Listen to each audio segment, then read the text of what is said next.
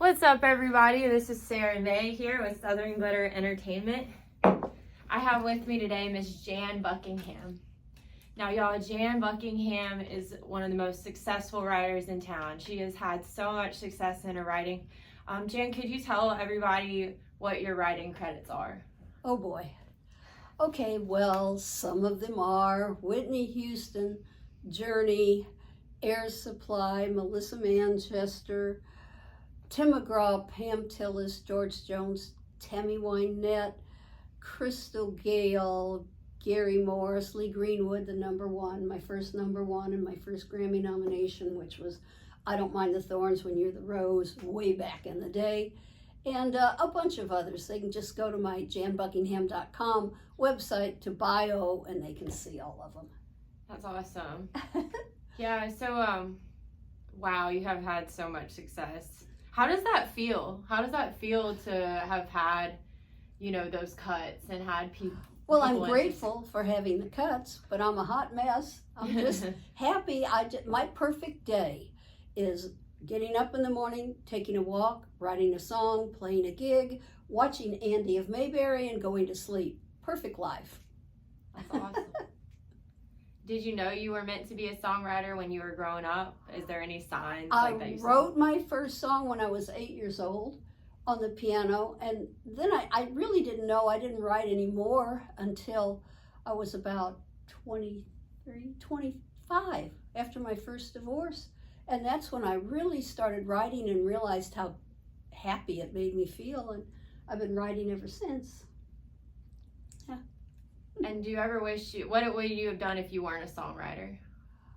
Well, I have a teaching degree, and I've taught school before. I've taught anything K through 12, and then I taught at UCLA and another college in LA, and so I've taught songwriting at a couple of places, and I did a bunch of acting in LA, and I love acting, but I like writing songs more.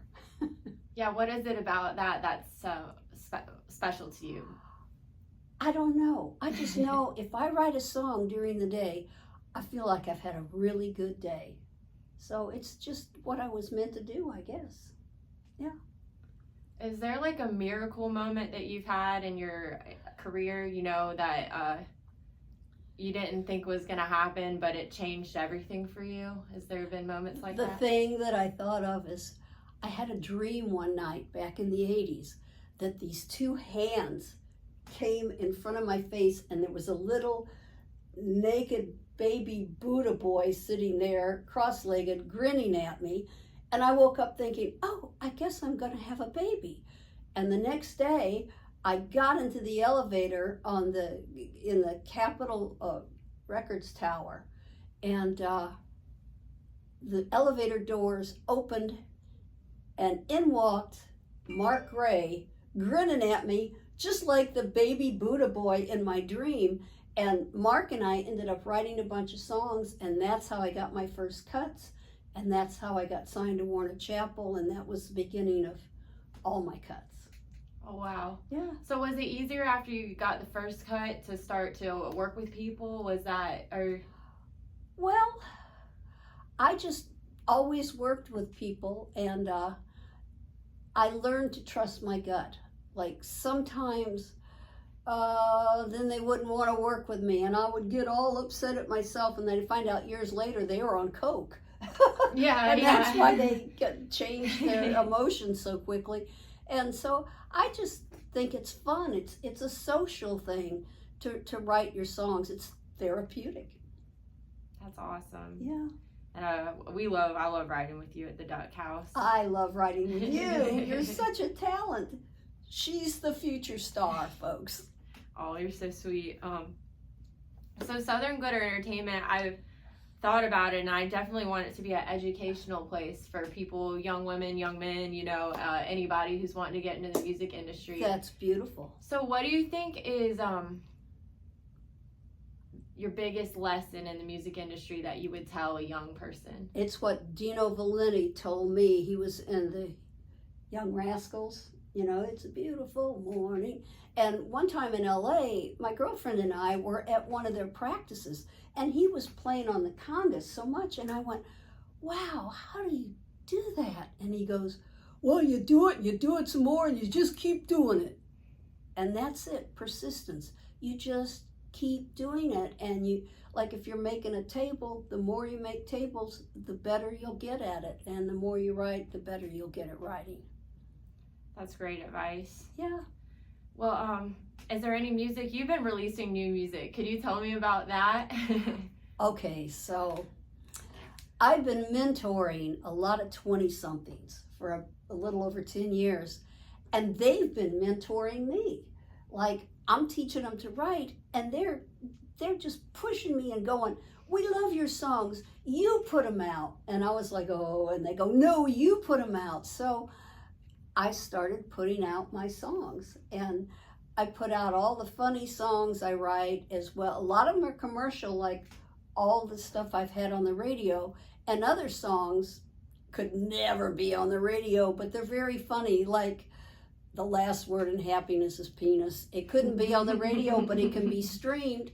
So I'm putting out the commercial ones and the non-commercial funny ones, one a month, and I'm having so much fun doing that. I've learned to use Canva to make the pictures that are the album covers that go up onto DistroKid before you distribute onto every streaming platform in the universe your songs.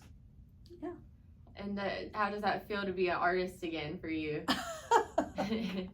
I think it's hilarious. Yeah. Well, will you play a song? Or you want to play? Oh gosh, I guess I could. Yeah. Okay, that'd be awesome. I'll get my guitar and close out the interview. And I'll tell you what I'll play. I will play like I've had a bunch of hits, right? Right. Okay. This is the biggest miss I've ever had. This song was cut by Tim McGraw.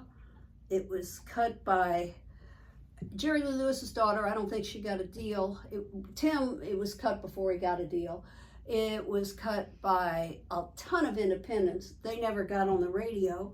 And then finally, it was cut by Juice Newton, who had a deal. It was her single. It was flying up the charts when her record company folded. So darn. It hasn't been on the radio yet, but I love this song. This is called They Never Made It to Memphis.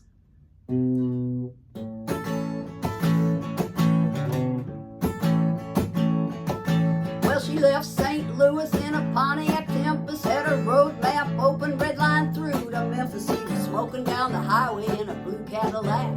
Smiled as he passed her and she smiled back. So they made a little stop at the Dove Cafe to drink black coffee while the hours away.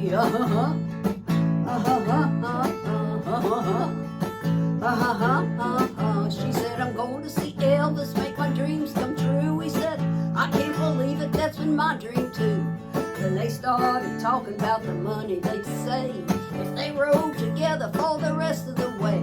But they stopped to throw a penny in a wishing well and set out in the yard of a local motel. They never made it to Memphis. They never saw the king.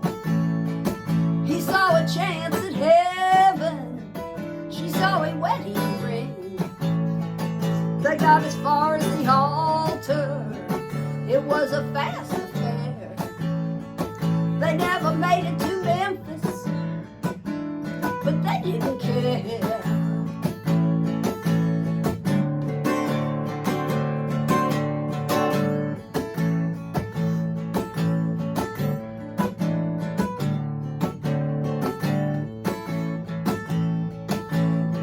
Couldn't understand where the time had flown. It was 1990 and the kids were grown. One day she admitted that she still had the dream, but heading down south to see the home of the king. So they dropped off the dog with old Annie Kate, headed down to Graceland 20 years late.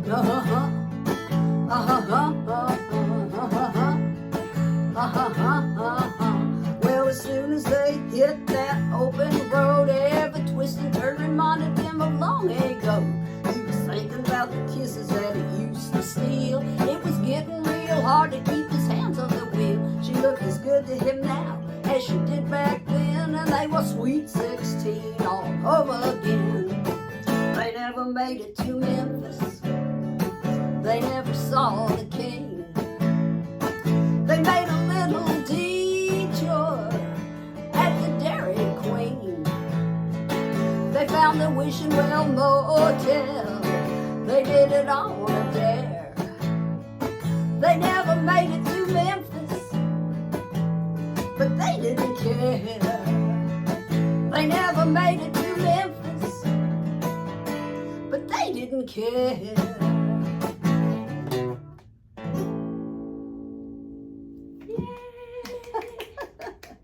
Well, thank you so much, Jan. You're so welcome. Incredibly talented, and I'm just so happy that you're my friend. I'm so glad you're mine. You're the future. I'm the past. She's the future. Do you have do you have anything, if you could tell everybody out there something right now, what would you say before we close out? Follow your heart. When you do what you love, the money's going to come. And always keep a full belly by having a day gig, just something so that you're not thinking biscuit, biscuit, biscuit when you're writing, so that you're, so that you can write also in your spare time and keep a roof over your head and food in your belly and feel good, and just keep doing it. Believe in yourself and you'll get there. Yay! Yeah. Awesome. That was